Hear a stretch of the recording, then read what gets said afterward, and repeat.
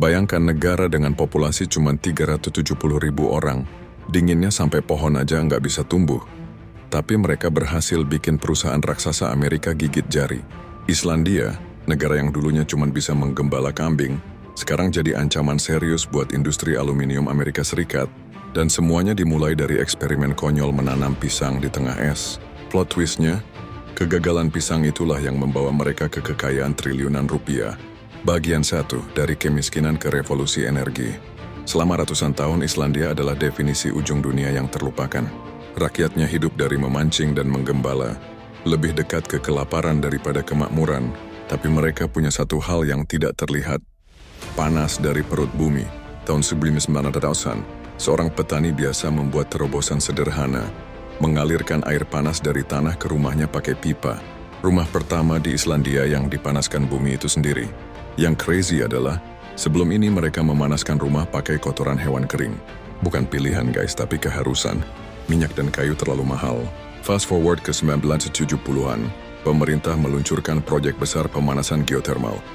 Hasilnya, 90% lebih rumah di Islandia sekarang dipanaskan pakai uap bumi. Sistem pemanas termurah dan terbersih di dunia. Bagian 2, eksperimen pisang yang mengubah segalanya.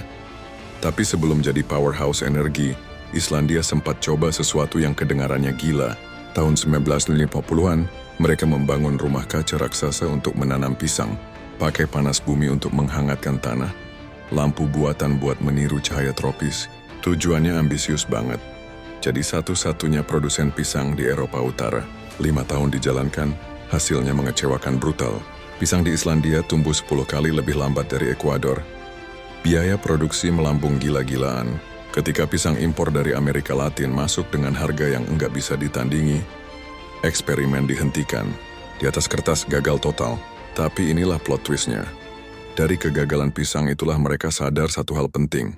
Kalau mereka bisa menciptakan lingkungan buatan bahkan untuk buah tropis cuma pakai energi dari dalam bumi, apalagi yang bisa mereka buat kalau mengendalikan energi sepenuhnya? Bagian 3, mengubah listrik. Jadi emas Islandia sadar kekayaan mereka bukan di atas tanah tapi di daya listrik yang tak bisa habis. Masalahnya listrik nggak bisa diekspor begitu saja. Maka mereka lakukan sesuatu yang radikal. Mengubah listrik jadi logam. Aluminium butuh energi masif buat melebur biji bauksit jadi aluminium murni. Lebih dari 14.000 kWh hanya untuk 1 ton, setara pemakaian listrik satu rumah tangga selama berbulan-bulan. Dan disinilah Islandia melihat peluang emas. Mereka tawarkan listrik bersih dan murah ke dunia. Bukan dalam bentuk kabel, tapi pabrik. Pabrik pertama berdiri 1969 oleh perusahaan Swiss. Lalu datang 2 raksasa Amerika, Century Aluminium dan Alcoa. Ketiganya sekarang menyerap lebih dari 70% listrik Islandia. Biaya produksi aluminium di Islandia 30% lebih murah dari Amerika Serikat. Bukan karena gaji lebih rendah, tapi listrik yang jadi faktor produksi terbesar sangat murah dan stabil. Bahkan setelah biaya pengiriman ditambah, Islandia tetap menang telak. Bagian 4, dari aluminium ke data center. Di dunia yang makin digital, bukan cuma emas atau minyak yang jadi rebutan. Data sekarang jadi aset paling berharga. Dan Islandia kembali unjuk gigi dengan udara dingin dan listrik murah mereka. Saat negara lain keluarin miliaran dolar cuma buat mendinginkan server, Islandia tinggal buka jendela. Suhu musim panas cuma 10-12 derajat. Mereka nggak butuh AC raksasa buat jaga suhu server tetap stabil. Hemat energi sekaligus ramah lingkungan. BMW pakai fasilitas Islandia buat simulasi uji tabrak.